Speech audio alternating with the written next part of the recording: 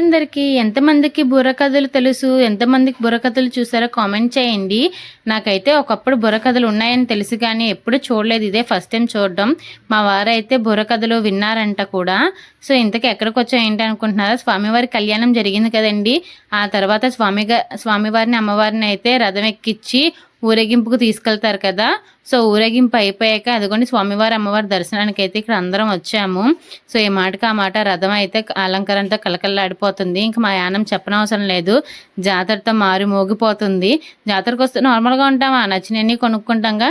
ఇదిగోండి మా లల్లనైతే spider man box కొనుక్కున్నాడు. నేనైతే మాత్రం ఈ వైట్ కలర్ ఏనుగులు అయితే కొనుక్కున్నాను. మా వారైతే జీళ్ళు కొనుక్కున్నారు. వీడియో ఇస్తే లైక్ చేయండి.